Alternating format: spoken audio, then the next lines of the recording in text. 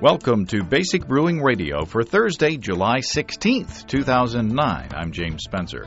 Here at Basic Brewing Radio, we're all about home brewing.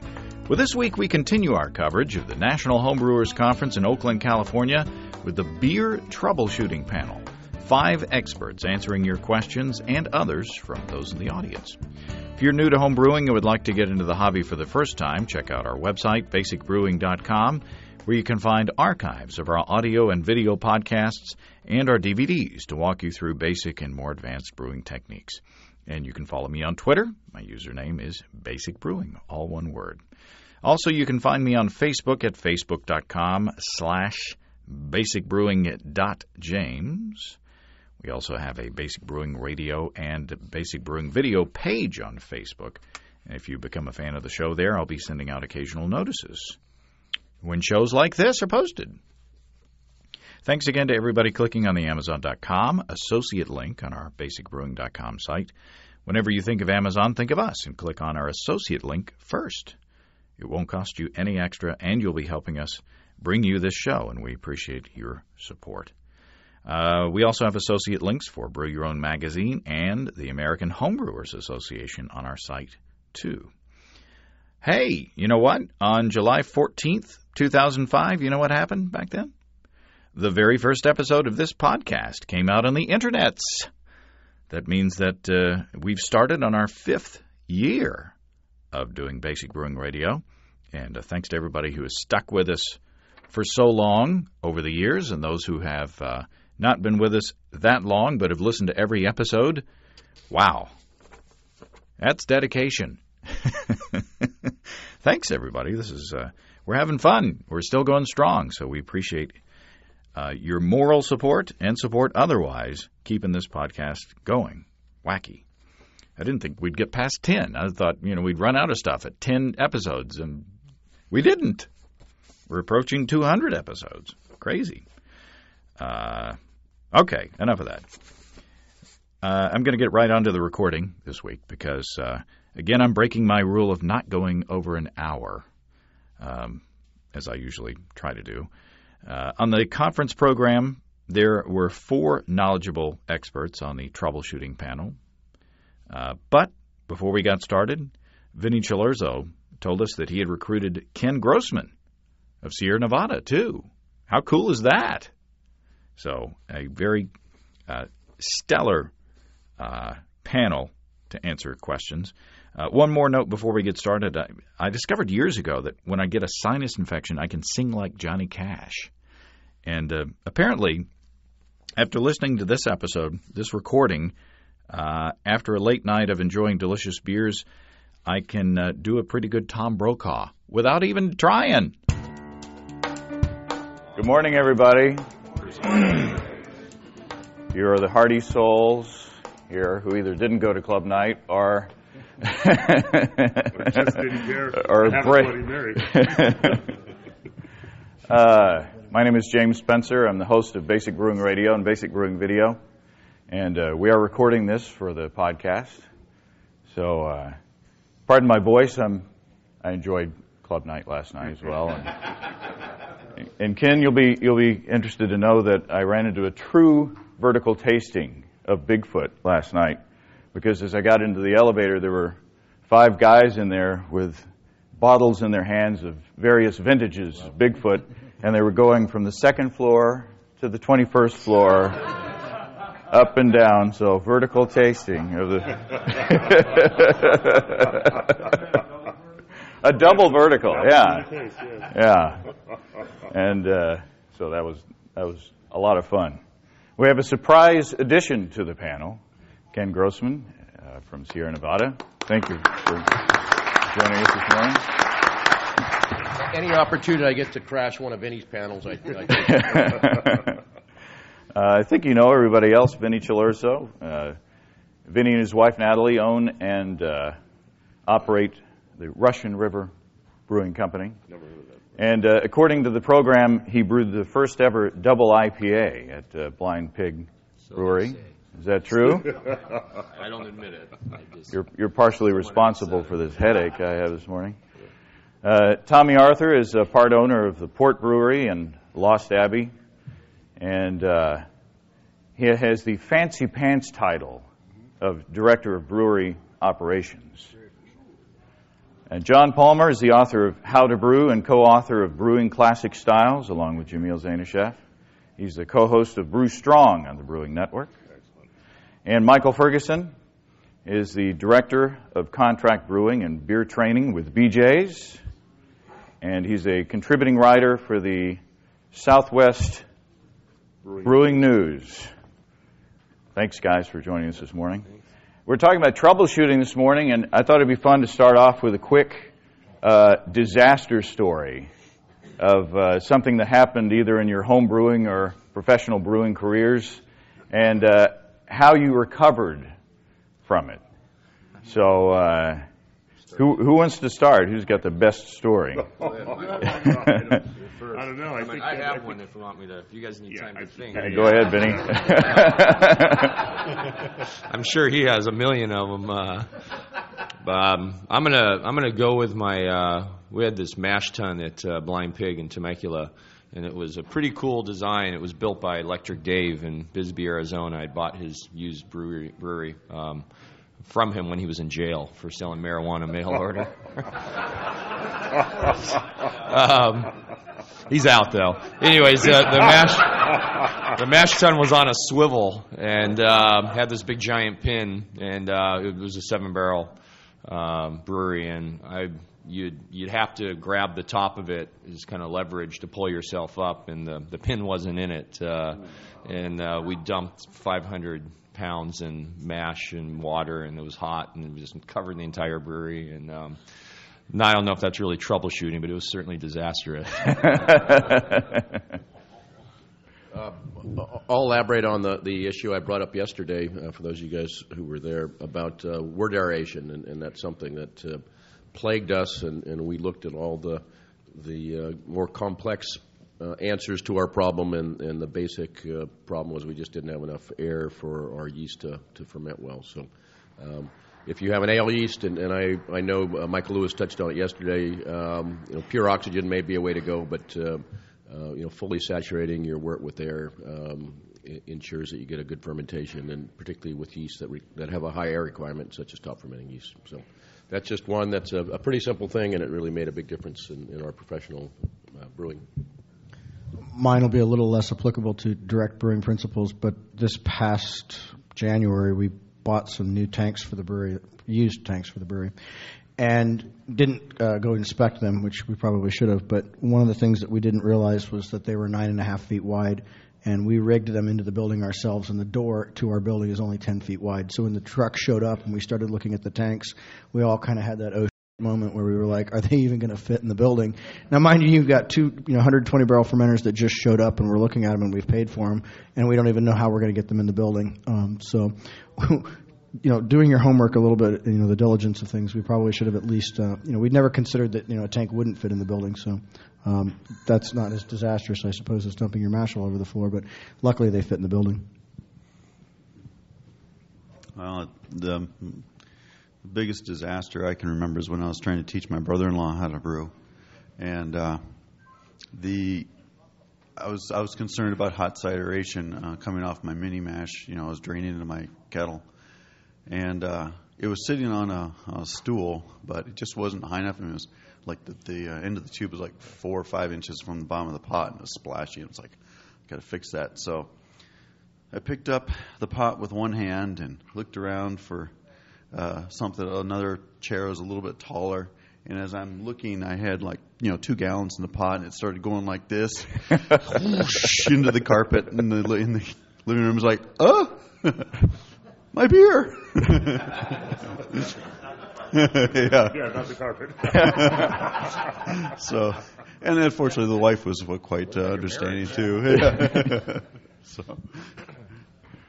Well, of course, being a German-trained brewer and a Dan Gordon protege, I've never had a disaster.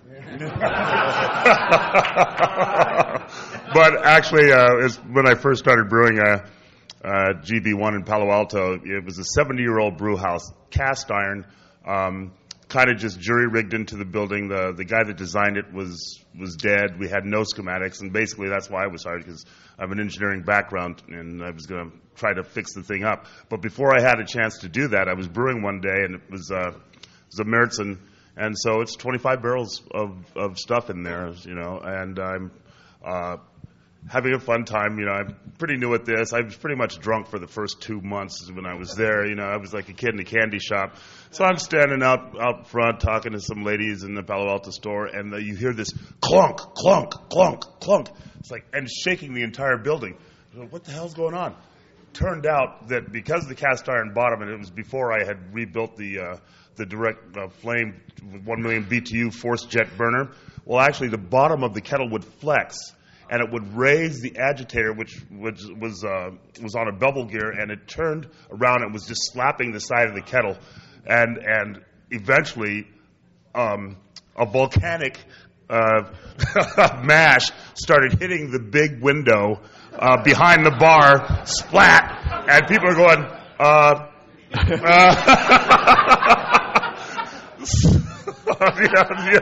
So it was that was a day spent cleaning mash out of the control panel off of my I didn't have a laptop at the time, so off the desktop, and the unfortunately my CD player was inundated at that point.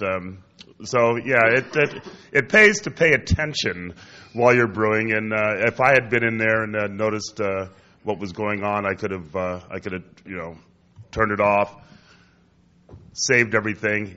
I did happen to save about half the mash. Pumped it up, got in the kettle, melted my boots while I was trying to put the thing back together. So it's on you. Yeah, that happened to me too.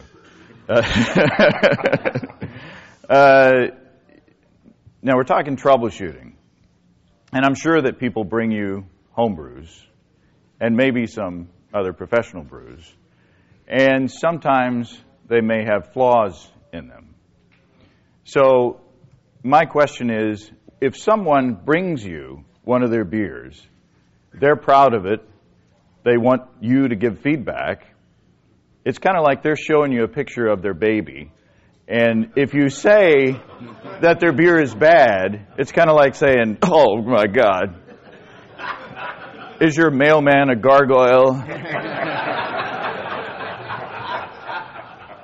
So how do you handle that? How do you help out a brewer that needs help and doesn't know it? Sure, I'll go first. What the hell? Well, and you're right. It's a pretty baby. It's a pretty little baby. That's for sure. My friends and I, that when we go out and drink, and Vinnie's often part of this conversation, when we go to other breweries, we have a scale these days, and it's a delightful scale. It refers to the amount of diacetyl in beers. So when we're sitting at the table, we're able to say this one's delightful, this one's delicious, this one's divine. And we can do it in the context of not really hurting anyone's feelings. So someone can come up to you and say, how do you feel about that beer? And you can say, oh, it's delightful. And that means it has just a little bit of diacetyl in it. And then there's divine, which is, sort of off the charts. So we have a language that we've developed over the years that allows us to speak without hurting anyone's feelings. However, if you're referring to homebrew, if you're bringing us a bottle of your homebrew and you want us to critique it, well, I come from the school that says I'm going to tell you what I think about it. There's no such thing as an ugly baby, but there is such a thing as bad beer. So I will tell people, exactly how I feel about it, because I don't believe that there's any good that comes from beating around that bush. So we'll tell you, or I'll tell you what how I think about it. And my challenge to you is just to accept that it's an opinion. But I love the people that bring us beer, and then after I've stripped the beer down and told them what I think about it, they kind of huff away and say, well, I still think it's the best beer, But to each their own opinion. But if you're going to bring me a beer, I'm going to tell you what I think about it for sure. I was just going to add one thing, and I agree with everything that Tomme said. But we often get beers from home brewers, and a lot of time other professional brewers, but they never mark the bottles.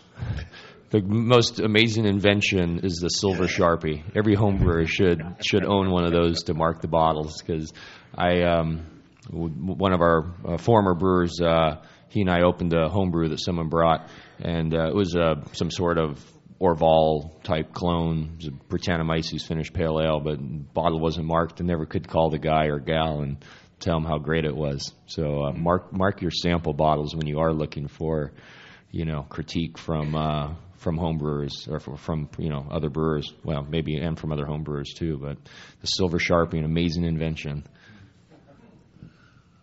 Honesty is the best policy. But what I oftentimes will do is, if it is bordering on something that isn't what the style should be, I'll certainly suggest what style it should be. Honesty is definitely the best, because if we're in this industry together, and we have to be honest enough to be able to correct our own mistakes. If we're going to go for a competition beer, we certainly have to be ready to be judged for it. And if you aren't willing to have that done, then you certainly shouldn't talk to any of these gentlemen up here, because they're certainly going to tell you what's going on. And if you're not ready for that, then you probably just shouldn't ask us, really. I'll just add, there's kinder and gentler ways to talk about people's beer rather than saying this sucks. So, I mean, we at least will attempt to say, you might want to, if you know what the problem is and how they can correct it, at least advise them, this has a bit of a diacetyl issue, and you should look at your fermentation temperatures or aging time. So try to be constructive with the criticism. Yeah, just to add to that, I'll often start inquiring about their process, and if in that discussion I can seize upon something that would help or manifest the kind of flaw I may be perceiving, then we'll start talking about that, and I can make a few suggestions there. But yeah, it is kind of delicate. You don't want to say whew, but yeah. But I mean, I kind of experienced that last night. It's the first time I've ever brought a beer to NHC, and it was one I kind of not exactly thrown together. I mean, I tried to brew a particular recipe, but of course I can't leave anything alone. So it's way over the top hoppy, and not bad. A lot of people liked it. A lot of people said it could use some more malt, and I said yeah. So yeah, everybody. We can put our technical hats on. I've solicited questions from listeners and Twitter followers and things like that. The question that I get the most through email is like this from John in Memphis, Tennessee, who's asking basically, I think I've got a stuck fermentation. What do I do?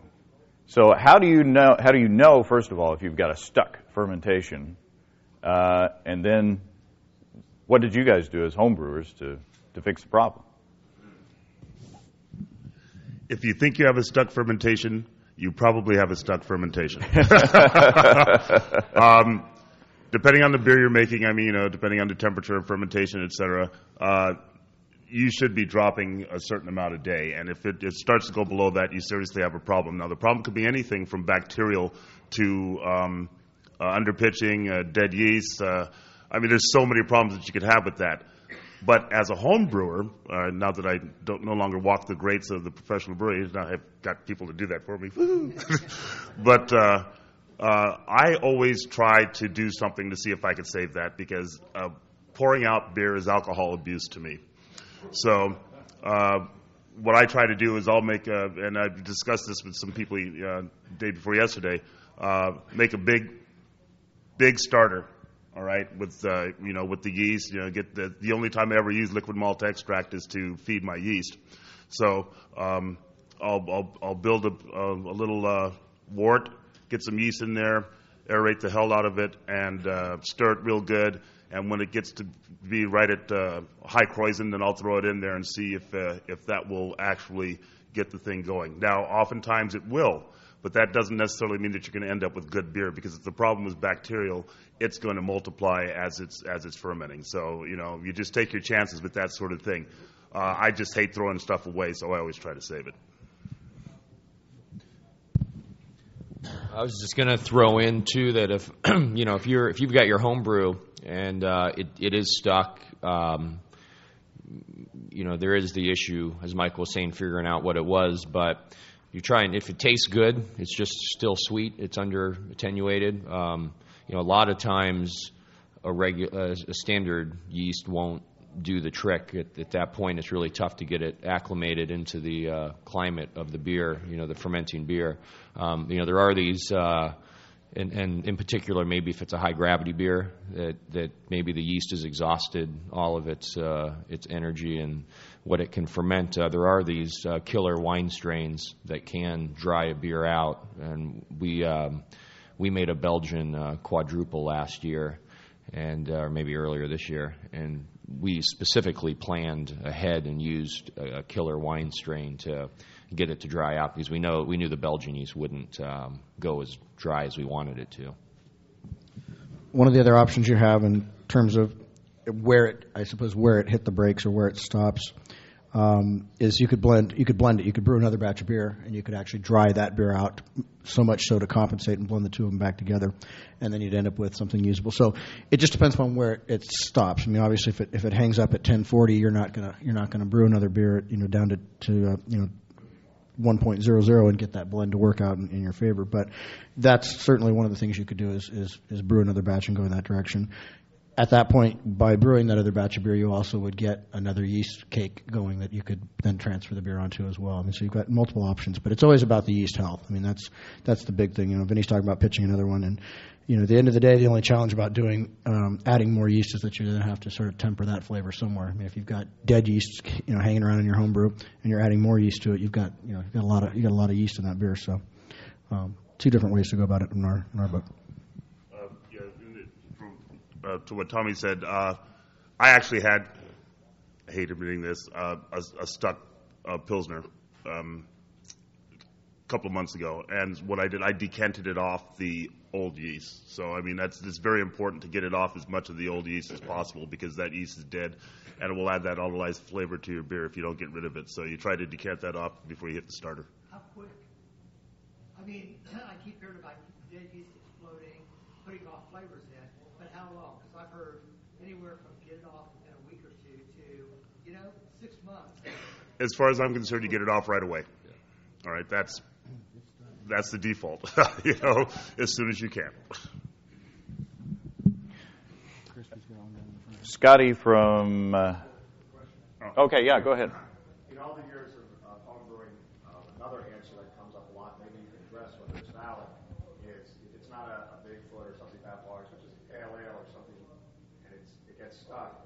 Frequently, I've heard people recommend, particularly if they hear it's in the basement or something, just carefully roust it. Maybe your carboy, don't splash, and maybe put it on top of your fridge where you might pick up 6-8 degrees. So they're talking about maybe a little bit of getting the yeast back in suspension, not oxygenation, and getting it to a higher temperature. And this is typically within somebody's posting to our club email on a Wednesday, they brewed on a Saturday, so pretty quick. Is that anomaly, or is there any validity to that solution for a home brewer? So rousing the yeast up help. I'll jump in here. Certainly that can help, but the underlying problem was probably something like wort aeration or yeast that wasn't very viable. So rousing it up, and you are getting some oxygen in by doing that invariably, and that's normally probably what the problem was originally or quite often. So when I had my homebrew shop, the most common problem with stuck fermentations, I would say, is having wort that got cooled and not aerated, and then pitching yeast in that wasn't necessarily at high Croix, and then it needs that oxygen to really multiply and kick off. So stirring it up certainly wouldn't hurt, whether or not that's going to solve the problem. And depending on where it was stuck, I mean, if it's stuck early in the fermentation, then getting some oxygen in there isn't necessarily a bad thing. If it's a lot of English ale fermentations, they pump over and do get oxygen back in at some point during fermentation. If it's getting close to the end of fermentation, not a good idea, but early on, it's probably not a bad idea. Scotty from Arcata, California has kind of a head scratcher. He says, I'm wondering about adding extract the last 15 minutes of the boil to avoid caramelization and to keep the gravity low, basically, during the boil. I've noticed that adding a few pounds of extract really brings down the boil. So the question is, should I start timing those 15 minutes as soon as the extract goes in or wait until it gets back to boiling? My concern is with a batch that has hops added at, say, 20 minutes to the end, how does the break in boiling affect this? So the recipe says add hops 20 minutes before the end of the boil. He puts them in. 5 minutes later, he puts in the extract that brings down the temperature. Should he start timing again when he brings it back up? No, you keep timing the whole time.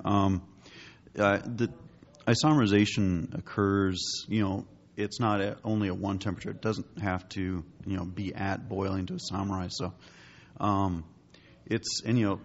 these guys know. I mean, they were getting IBUs out of Whirlpool, which, anywhere from, 200 down to 180 or lower as the hops are in contact with the hot wort. So the only consideration I can think of is maybe some additional alpha loss from some hot break from that last extract addition. May affect your calculations a little bit, but I would just when you put them in, it's 20. You do the extract addition and keep counting, because you're still in contact and you're still getting isomerization. We use a lot of sugar in our brewing, and oftentimes it'll go in late in the boil, and we've just gotten to the point now where we just add it slowly. I mean, it's that simple. It's don't just dump it all in and let your boil come to a screeching halt. You just add it a little bit at a time. But when we are timing it out, just like you were saying, it's the timer. It's a 90-minute boil, and the timer doesn't stop. So here's a fun question from Jake. I'm not sure where Jake is from. I love hoppy beer. How much hops is too much for a 5-gallon batch?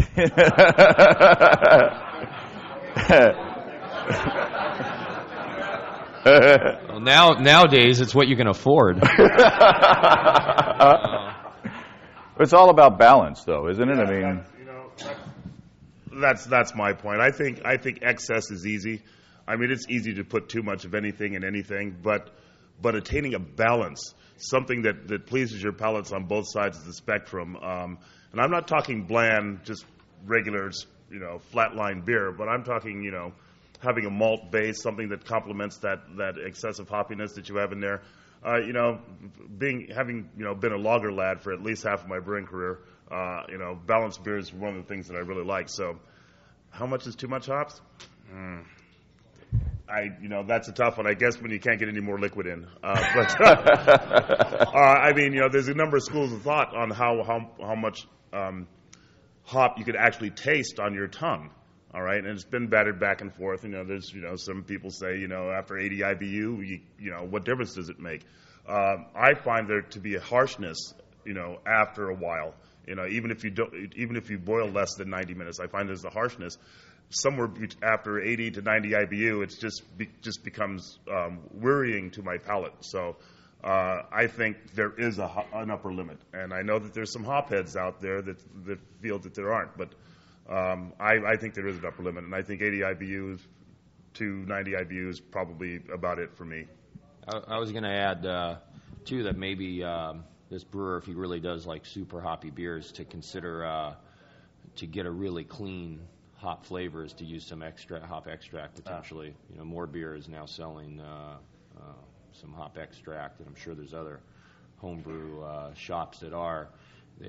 By doing that, you really are eliminating a lot of the green matter that can muddy up the beer, and it's just one way you could go to get a lot of bittering punch without the green matter, and in the end you get a lot more wort volume back because you don't have the hops absorbing all that wort. Those hop extracts added at typical times, 1 hour boil, 15 minutes, all that. Yeah, there's different types of extract. The question was, when are they added? There's different types of extract. I don't know what can be packaged for homebrewers or what is being packaged for homebrewers. We use a pure resin extract, CO2 extract, hop extract, and it goes in early on and then about a third into the boil. But I don't think the extract that's being sold to homebrewers is the same type that we use. Also, this person who's asking, do they like hops? Do they like just simple bitterness, or do they want flavor, or do they want lots of aroma? There was an experiment done at the Chicago Brewery in Las Vegas, where the brewer there, very inventive young man, some of the best beer in Las Vegas right now, he added all his hops only in the whirlpool. And it was a tremendous amount. But I have to tell you, the flavor profile and the aroma were just amazing without being palate wearing with the bitterness. So, I mean, he has to consider what he really likes about hops. Personally, the flavor and the aroma are really the best part to me. The bittering is good for balance, but I really like that. You know, that's why I like, dry hopped beers and things like that. That aroma and that taste just come right up. You guys keep talking about 90 minutes, like that is the amount of time to boil. And almost every recipe I see says 60 minutes. Can you comment on that? Is 60 or 90 minutes? We only do it because we're copying Sam. Enough said. I'll jump in here. Actually, the trend these days would be to boil less. There's definitely some heat stresses that are put into wort, and they affect flavor stability. So commercially, besides saving energy, there's been plenty of studies to show. I mean, you need to get an adequate boil to deal with protein coagulation and evaporation if you're needing to do that with a grain beer. But I would say the trend these days, and there's enough studies done that a 60-minute boil would be preferable to a 90-minute boil if you have good wort circulation in your kettle and can get everything accomplished as far as coagulation and good hot break. Yeah, that's something I'm going to talk about in my talk after this is depending on what quality of the beer you're trying to optimize. There are, if you're trying to optimize foam and trying to optimize certain protein levels, the journal articles and so on you look at, they can show that a shorter boil will improve this aspect or improve that aspect, but you always got to balance that with the ingredients you're using. On Brew Strong, Jamil and I talk about a 90-minute boil for a lot of the recipes in Brewing Classic styles, because we're frequently using Pils malt. We're specifying a good Pils malt that has a lot of DMS precursor in it. So, to be on the safe side, we're encouraging people to go to a 90-minute boil so that they get that precursor converted and get it out. If you're on the other hand, if you're brewing with a Maris Otter or a British pale malt, it's been kilned higher, then a lot of that precursor has been reduced. You can easily go to a 60-minute boil. You got to understand your ingredients, and you got to understand the qualities that you're trying to hit in judging how long you want to boil that wort. The last thing real quick is that as homebrewers, you guys are using a lot more BTUs to your burners basically than we get in a lot of our commercial environments. So you're able to apply a lot more heat to your boil a lot quicker than we can. I mean, you can boil a lot harder. You can have a higher rate of evaporation than we can. So it's really system specific is what Ken was saying. But we boil for 90 minutes, but we have a calandria in it. We get a pretty good boil, but it's an evaporation function for us. But I'm assuming at home you can dictate. I mean, you could probably boil some homebrew at home in about 30 minutes, given how hard some of these kettles I've seen can boil. So it's really about how much color pickup do you want, how much isomerization are you going to get, and the distance in terms of the boil could be done in as short as 30 minutes, I'm guessing, given how hot you can make that wort. But 90 minutes, I would never, if I was homebrewing, which I don't today, and I had those systems, I wouldn't boil for more than 60 minutes. Another common question that, and I'll open it up here after this one, but another common question that I get from KG, the free range librarian, and Jamie from Charlottesville, Virginia, they're asking about the factors that will increase their mash efficiency. So what tips and tricks have given you the most bang for the buck as far as getting the most out of your mash? The most important thing is a proper grind, for sure. Without a proper crush, you're not going to get access to the starches that you need, or the sugars that you need. But it starts with a great grind, and the problem in many aspects is that some of the equipment at the homebrew level is not terribly sophisticated, in the homebrew stores. So certainly you need to understand what a proper gap looks or proper crush looks like on the mill itself. The louder systems that are in place, whether it's a slotted pipe manifold or some sort of a set of screens, is also very important. I know there was a brewery in San Diego that was running a setup with a slotted manifold, and their efficiency levels in terms of mashing were not as great as other breweries with V-wire and things like that. So there's a lot of variables that go into great efficiency, and then you also have thickness of mash, which will give you. There's all these things that go into that. So system specific again, but it would start in my mind with at least getting the right crush. I've done, as you know, studies on lauter flow and so on, and really the grind is important, but kind of the big picture is you've got the grind, the accessibility of the enzymes to the starches. Then you've got the lauter flow through the ton that affects how well you extract those sugars, whether you extract them uniformly, and you've got time. The finer you grind the malt, the faster, the more accessibility the enzymes have, and basically the faster you can lauter that, or the sooner you can lauter to extract those sugars. Trouble is, with a very fine grind, now you've got a lot of flow constriction. So if you were to add rice hulls to that, to dilute the particle sizes, now you could have better lauderability. You would have, I guess what I'm saying is, if you grind it very fine, then add a lot of rice hulls, you get a combination of great accessibility to starches, quick conversion, and a loose bed that you can lauter quickly. If you don't use rice hulls and you go to a coarser grind, it's going to take a little longer to convert those starches, but you'll have better lauderability. So there's some of the factors that you can play with in trying to get a better extraction. Now, if you're talking about attenuation, like John said, time is a huge factor, and the temperature that you're doing your mash at. If you're doing a single infusion and you want better attenuation and more efficiency from the low temperature enzymes are going to give you that sort of thing. So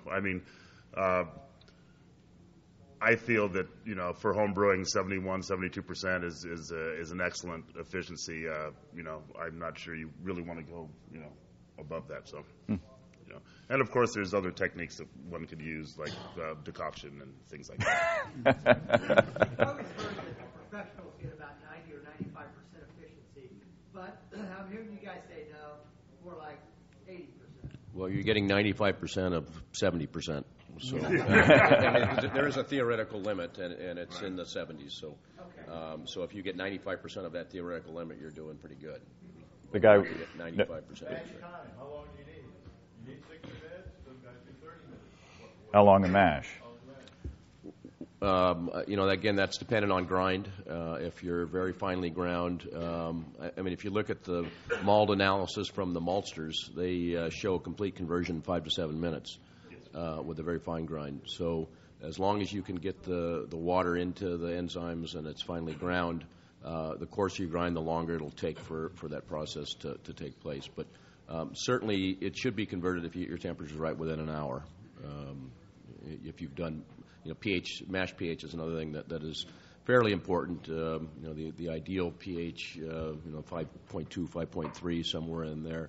If you're mashing without adequate calcium, you can get up to 5, 6, or 7, and that will slow down mash reactions. Go for it. I just wanted to get back to using hop extracts for a bit, and I think Vinnie's referring to, I think it's the same thing we can get as home brewers. It's called a hop shot. It's like 3 years. I think it's based off of Columbus, Tomme Arthur, Zeus hops. Yeah, that sounds like the same thing. Have you tasted it though? Yeah. Do you agree, Vinnie? That's how we haze. That's how we haze a new brewer. You have to taste the extract. It sticks with them for about a week. My question on this extract is: have you guys ever tried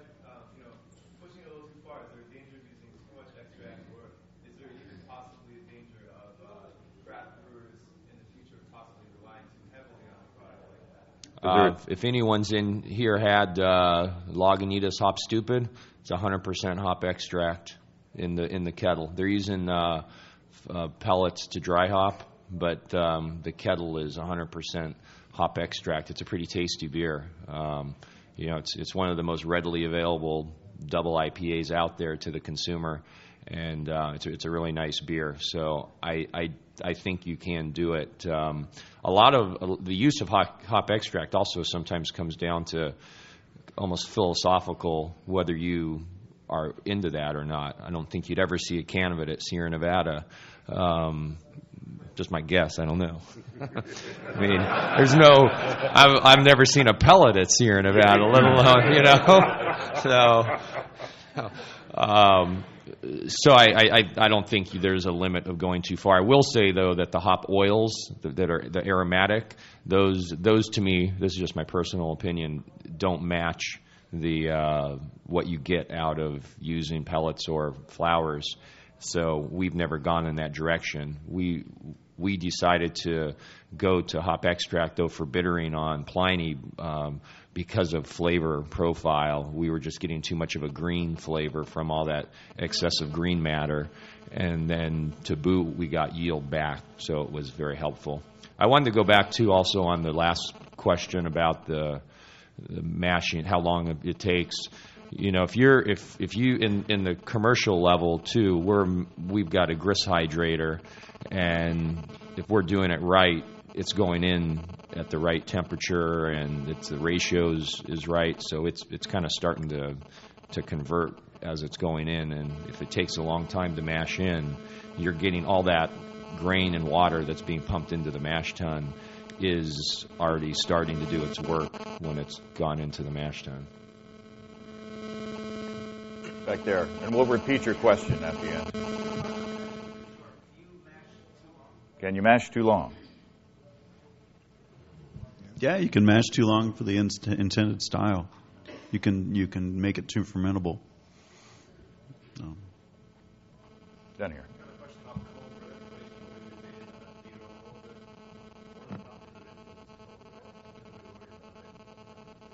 What are the factors that influence cold break, and should you be worried about it? You're using grain and you have no cold break?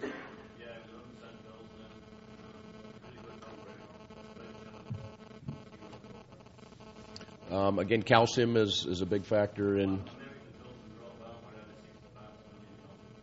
Okay. Maybe. Magic grain. Yeah.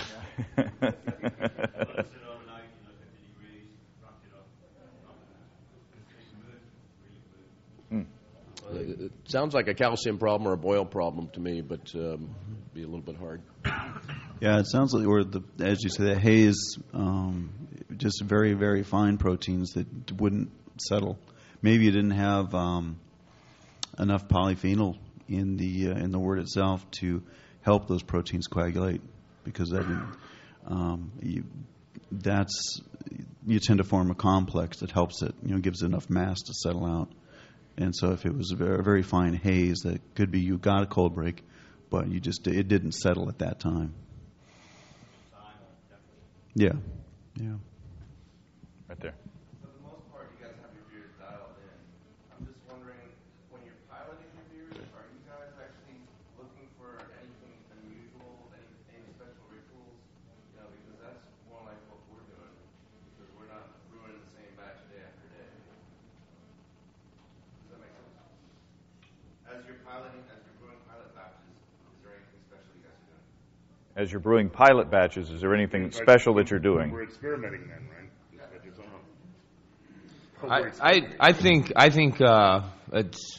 I think this goes for on the professional or the amateur level.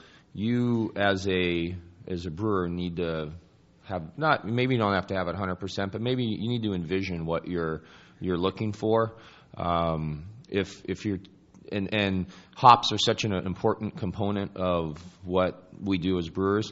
I think it's a great idea to brew single hop beers. We have a line or a beer called Hop to It at our pub, and whenever we brew it, we do a different hop. And it's taught me about every variety. And back when our brewery was out at Corbell, it was a staple beer for 6 years. I went through every variety. I had, the hop suppliers sending me test hops that were numbers at the time. I ran Simcoe and what's Palisade now and several other varieties for Yakima Chief. So I think that's really important so that you learn as a brewer what the hop flavors are. And almost never would I rebrew a beer or want to with just the one variety, but I could, say, the Amarillo gave this really great peach apricot character, but it had a really terrible bitterness because it was just super harsh. Maybe you like harsh, but, it would be good. But so I think that's important, but to envision what you want the beer to be and then start working towards it. One of the hardest things as brewers is to taste your beer, your pilot beer, if that's what it is, and then say, okay, this is what it tastes like, but this is what I want it to be, and how do you translate that information? So by learning, what flavors are, what different malts do, that's, it's invaluable information, and it's something a club could do easily. A club, you have everyone start with the same recipe, and that's what we do with the Hop to It. It's the same malt bill every time. It's the same additions every time. The only thing that changes is the variety and the quantity of hops that goes into the first hop addition so that we adjust the BUs to get that pretty much the same every time. It'd be great experiments for clubs to do, to just, same malt bill, different hops, and then come back together a month later and taste them all. Going back to the original question earlier about attenuation, it's a problem I consistently have, especially since I moved to doing all my beers never finish as low as I would like them to. And I've got everything else dialed in, my mash temps, sanitation, I make good size starter, temperature control, whatnot. And I think my problem is aeration because I don't do anything to oxygenate forward. So what are my options besides going and splurging for an O2 tank and oxygenation? What are the best options for aeration? There's over 70 patents on aeration professionally. Okay, nobody can actually agree on what it does and why we want to do it. Weinstefan 3 years ago decided that you don't need to aerate your wort. All you have to do is aerate your yeast. So, I mean, there's a lot of stuff out there, and there's a lot of schools of thought. But I've always found that the O2 that's in the air was enough for me. Now, a lot of people use oxygen. We use oxygen at BJ's. And I never used it before, and I always got the attenuation I want. So I honestly believe, first and foremost, that your beer is made in the mash. So if you have the correct mash profile, the rule of thumb is lower, slower, higher, faster. So if you want to make sure that you're going to get your attenuation, you really need to start there in the mash. Now, when it gets to your wort, try all the techniques. I mean, this is the good thing about making 5-gallon batches. When you're not making 600-gallon batches, you could do experimentation, and this is the group for it. Okay, go out there and try all the things you need to try. Try air. Try using a stone and aerating that way. Try using there's some people that like to use paint mixers to get aeration into their stuff. So there's all sorts of things you should try, but you definitely need to get some air into there so that the yeast can work. So make sure your mash profile is good enough to get the attenuation, because as a lager lad, that's the whole thing, is trying to get beers dry. Okay, and that really starts in the mash. But then if you got to get your yeast to work, you got to get enough air in there.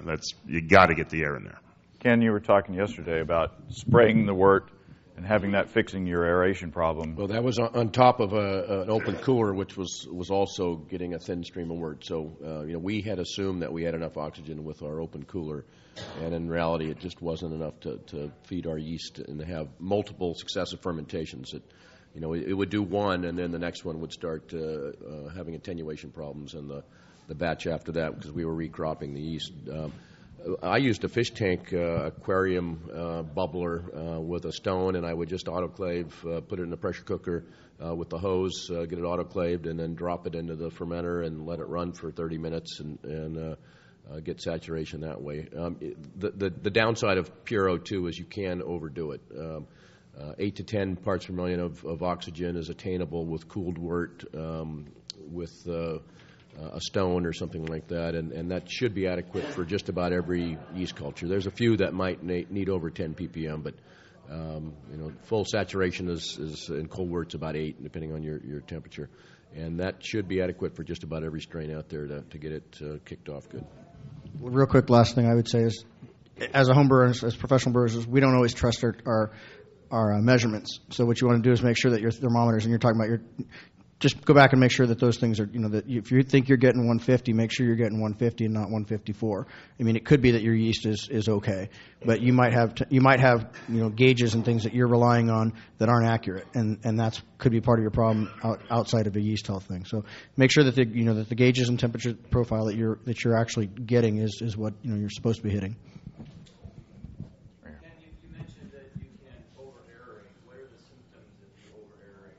What happens if you over-oxygenate? So if you're using pure O2, you'll start developing a dependence on oxygen by your yeast. There's also some flavor issues that are potential there, and some oxidized wort concerns. But if you start feeding your yeast lots of oxygen, then it will need lots of oxygen. And again, if you're not cereal recropping, maybe it's not too big of an issue. But as a professional brewer, you want to make sure you don't overdo it with pure O2.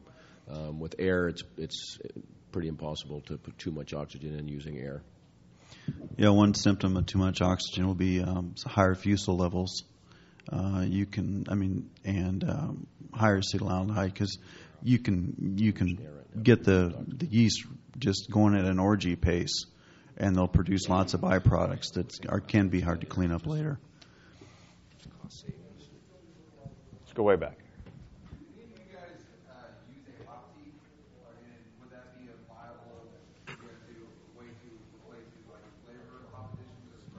And what about a hop tea? I've had to use a hop tea when I haven't attained the correct IBUs. So and I've used it as a corrective measure, not as a process. We've tried it. I always found that it just left a terrible hop chill haze in the finished beer. So we dry hop conventionally, just putting shooting the hops into the tank, or as a home brewer, just adding them to your fermenting vessel and leaving it that way. You do get an amazing aroma, though, by doing that. It was originally suggested to me by a hop broker who's now retired, Gerard Lemon, and it certainly does the trick, but we couldn't get rid of the haze. So how do you make a hop tea? Yeah, it's simple. Just mix it. We would mix it with hot water. I don't remember the temperature. It wasn't too terribly warm. And we would put it into the tank first. The tank was already gassed, CO2 that we were transferring to. We'd add it, and then pump the beer in on top of it. So, but again, that's not what we do, though. We shoot the pellets into the tank.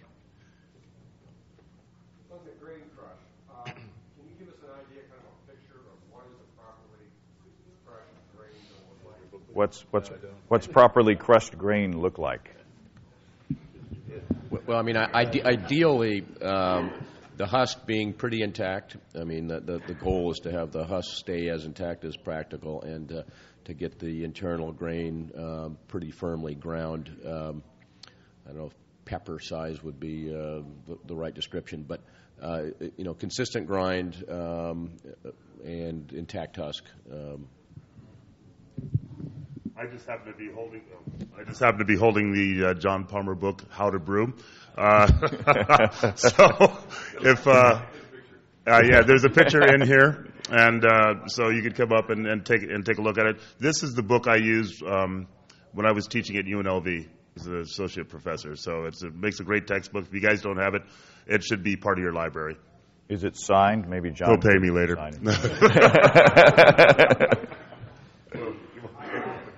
Okay, it's in there. Crispy. Yesterday, Sam talked about fermenting and using oxygen later after pitching. I think the video that we had online for Bigfoot detected a couple of waves of fermentation. I'm guessing you were oxygenating it? No. Okay. the opportunity and when it's too far? I mean, some brewers figure like Belgian triple, you might start about 1090. And you really want it to dry out. You want to get it down to that 1010 area. How do you know when it's too late to oxidate? Yeast being comfortable. Adding oxygen after fermentation starts. For us, I mean, we go with the principle that we don't actively want to add oxygen. Once we head to the fermenter, we believe we better have the best yeast health and things going on. Now, that being said, we do occasionally in high gravity brewing get into situations where the yeast doesn't do what it wants, what we would like it to do. And our general rule of thumb is anything above halfway home, anything above halfway home, we will consider hitting it with oxygen. If we get below a halfway home point and we're slowing down, then we start talking about whether we're brewing a second batch or whether we're moving a new yeast to there. Or we've also gotten to the point in our brewery with this situation where we'll push more yeast to the tank using oxygen as opposed to CO2. And in that regard, we're getting just enough of a finite amount of oxygen, and that way we can meter how much we're putting in. It's not just a matter of whether a matter of course you're going to do it. You also then have to decide how much you want to use.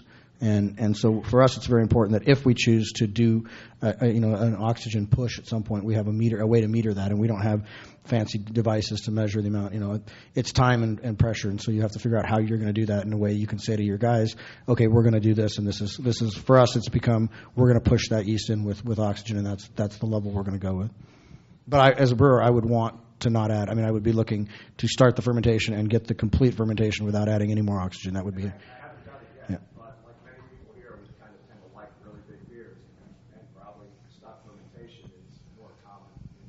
Yeah, for us, I mean, we brew a lot of high gravity beers, and it's always about just making sure the yeast is ready to hit a home run. And it's not hard to get a beer to go from 1090 to 1010 in our world if the yeast is healthy. I mean, you should not need oxygen in the middle of the brew if you've done the back work. I'll echo that. I mean, for us philosophically, we would not want to add oxygen after fermentation starts. And if even a beer like Bigfoot, no oxygen. What you saw in the video was actually the first filling of the fermenters where the foam came from, and it collapsed, and then the yeast took off, and that's why it had a cycle looking in there, because that was the aeration that you saw the foam. So to us, if we don't get complete fast fermentation, even with something like Bigfoot, we know either we didn't pitch enough yeast, we didn't get enough oxygen in the wort, or the yeast wasn't healthy enough. And we typically won't have that problem as long as we're paying attention to everything. So do you have an opinion about olive oil? Olive oil. Ken should answer that. She's too skinny.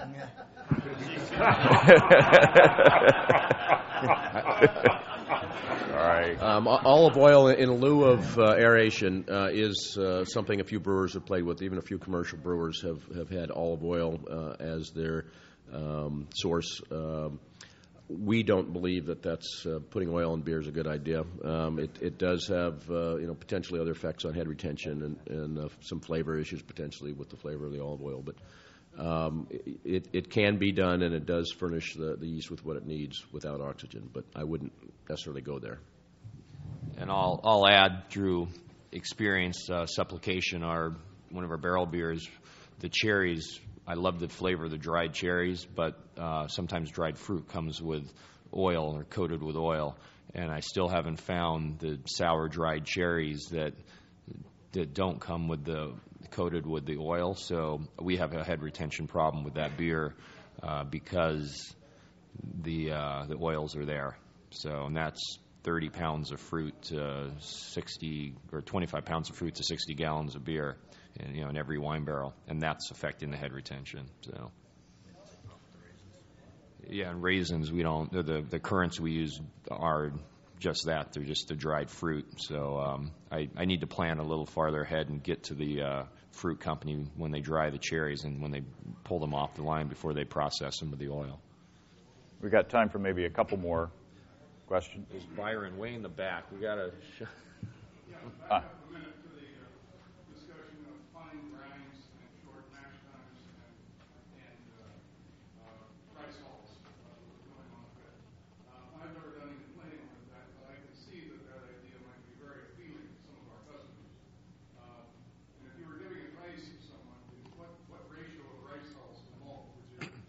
How much rice hulls do you use? know for a homebrew, John? There's, well, one rule or guideline, I guess is the proper word, Bob Hansen mentioned to me is that the hull takes up about 15% of the corn weight. So, if you're brewing with wheat or something, or something like that, 15% of the weight is a spot to start. One more. Well, rice hulls actually smell nasty, kind of smell musky. I've heard some people recommend rinsing them off before. I think Emil recommends that. Yeah, is there any potential for actually pulling some funky rice husk flavor if you use a little too much? Or are you going to get some off flavors from your rice hulls? I was the one that said that, not Jamil. And but everybody and I've talked to a lot of people that say that's silly. Don't worry about it. Just throw them in.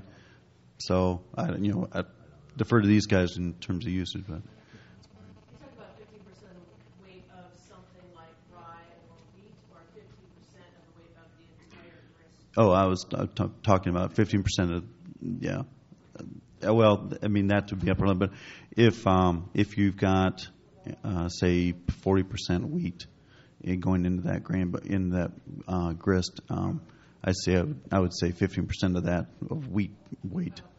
To make to basically add in what's missing. But you could add more, and then as we were talking about earlier, in terms of how finely you're crushing that grist and what kind of lauderability you're looking for with your system, you may want to add more.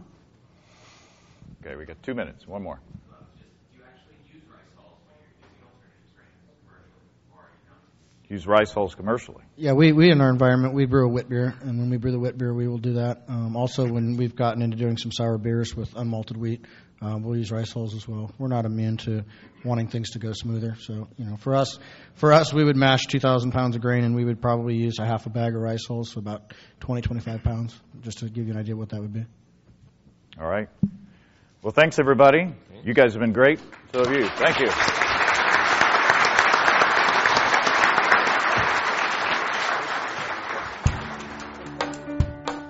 Awesome panel. And again, I appreciate being asked to be a part of it. More stuff from Oakland next week. I think I'll run the interviews on decoction mashing, including more from Michael Ferguson, who you heard in the panel just now, and an experiment with the members of the Washington State Homebrewers Club up there. Good stuff. Really interesting, thought-provoking stuff. Remember, everybody, we've got Brewers Logbooks on our new Basic Winemaking Introduction to Wine Kits DVD out there in our online store. If you have brewing questions, show suggestions, or just want to say howdy, write to james@basicbrewing.com or just fill out the contact form on basicbrewing.com. And please don't forget to tell us where you're from. You can check our low-tech lagering and decoction mashing DVD on basicbrewingshop.com. There are also our original DVDs, Introduction to Extract Homebrewing and Stepping into All Grain. We've got combo deals on our site to save you a few bucks if you want to buy more than one DVD at a time. And you can see a listing of the fine folks across the country who sell our DVDs on basicbrewing.com. And if there isn't a vendor in your area, you can order it online in our online shop at basicbrewingshop.com. We've got shirts. And also, thanks to everybody who's continued to click on our Amazon.com link. We appreciate the support there as well. Our featured products this week that were purchased through the link are Strathwood Anti-Gravity Adjustable Recliner Dark Brown with Champagne Frame and Nifty Home Products Fruit Bowl. Thanks again, everybody. Remember, I can't tell who bought what, so no worries there. Just click on the Amazon.com logo on our site the next time you feel like Amazon shopping, and we appreciate your support. You can also click on the associate links to the American Homebrewers Association and to Brew Your Own magazine, too.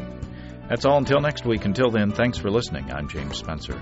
Production help for Basic Brewing Radio and our website is provided by our buddy Kelly Dodson. Basic Brewing Radio is a production of Active Voicing. We'll talk to you next time, everybody. So long.